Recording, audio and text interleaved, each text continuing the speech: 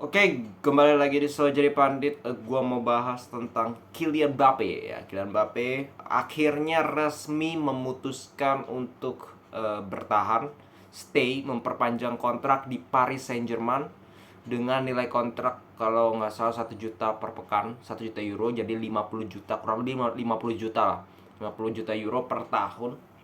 Ya, dan dia mendapatkan special treatment, artinya dia bisa mengatur pemain yang direkrut, pelatih yang direkrut, ya jadi dia seperti sporting director.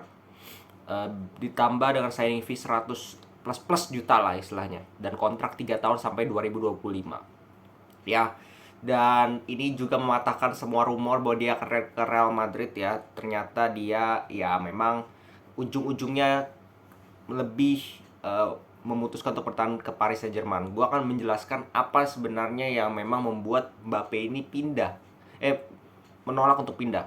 Jadi kalau nggak salah gue juga menerima beberapa, gue juga baca beberapa artikel di mana sebenarnya Mbappe ini kan sudah resmi, sudah menjalani kesepakatan verbal dengan Real Madrid. Cuman penawaran terakhir ini ya yang begitu spesial, menjadikan pemain lebih dari, istilahnya lebih dari klub ya, karena memberikan kewenangan khusus kepada pemain ini, terjadi istilahnya satu-satunya di sepak bola, pertama di sepak bola, dan memang cukup memalukan kalau menurut gue buat ya dari PSG gitu ya, klub yang memang besar di atas kertas karena punya banyak duit, tapi sejarah tidak ada apa-apanya nih ini klub.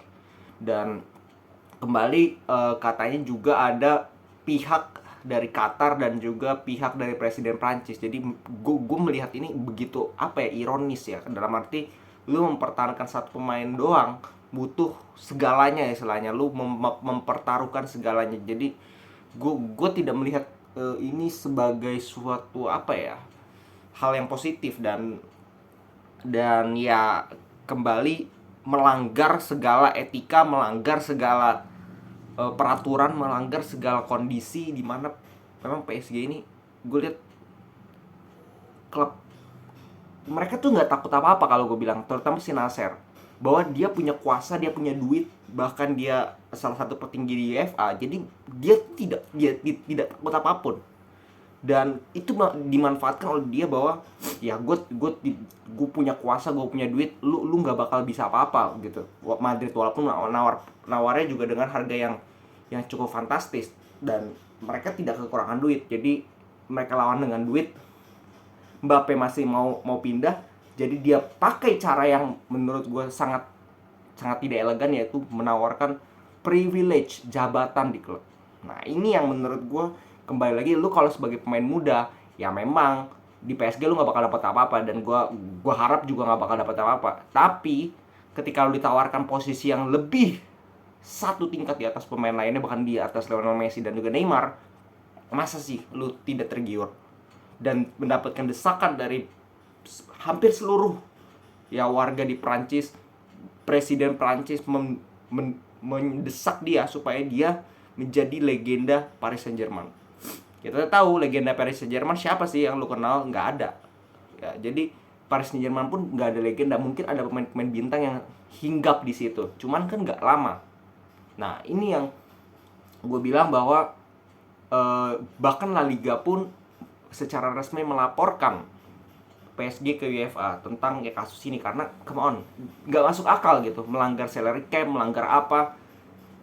Paris Saint Germain itu benar-benar klub yang nggak masuk akal gitu kalau menurut gue. Dia sudah merusak sepak bola pada saat mendatangi Neymar ya, dengan harga paling mahal 220 juta. Kali ini dia merusak lagi sepak bola, dia merubah tatanan yang harusnya pemain digaji profesional untuk klub. Ini bukan, pemain bisa mengatur pelatih, bisa mengatur pembelian pemain. Nah ini kan gak masuk akal. Dan untuk Mbappe, ini menjadi kesempatan terakhir dia untuk bergabung Real Madrid. Ternyata dia tidak mau, jadi dia tidak akan bisa bergabung Real Madrid lagi selama-lamanya. Dan klub sudah sangat kecewa dengan dia.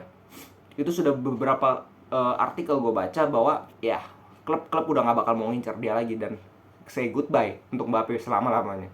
Jadi ya gue nggak tahu ya kan kesalahan siapa ya, untuk siapa yang akan rugi, siapa yang akan menangis pada akhirnya, apakah Real Madrid ataukah Mbappe, karena tidak terjadi transfer ini. Jadi kita bisa melihatnya, kita cuman bisa berandai-andai kalau misalkan ujung-ujungnya tiba-tiba PSG bisa nanti juara Champions League, dan gue harap itu tidak terjadi, maka Real Madrid yang akan menyesal. Tapi kalau akhirnya Mbappe 3 tahun perpanjangan kontrak tidak mendapatkan apa-apa yang dia inginkan dan terjadi clash, ini menurut gue akan menjadi clash internal juga nih, karena Mbappe ini kan pemain muda ya, sedangkan ada Messi, Neymar, ada Ramos, ada Marquinhos, ada banyak ego, dan dia bisa mengatur mereka. Mbappe ini bisa mengatur mereka, bisa mengatur pelatih. Nah, ini apakah pelatih mau diatur oleh pemain gitu. Nah, ini kan menjadi persoalan lain. Nah, ini yang harus diperhatikan juga. Jadi gue sih nggak yakin mereka kan berhasil dengan melakukan strategi licik seperti ini.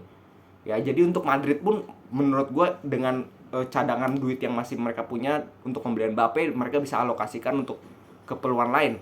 Contohnya membeli bek kiri, membeli gelandang, dan juga bisa membeli sayap kanan kalau memang diperlukan. Jadi untuk Madrid pun nggak usah khawatir ya, nggak usah khawatir kita tidak mendatangkan Mbappe, asal memang Madrid bisa mendatangkan penggantinya. Ya,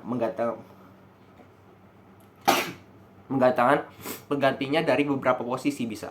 3-4 pemain itu harus datang untuk Real Madrid, terutama di posisi Marcelo, kan Marcelo pindah. Jadi itu yang gue mau bilang, kita boykot Mbappe tidak akan masuk ke rencana Real Madrid lagi. Oke, segitu dulu, salam sepak bola.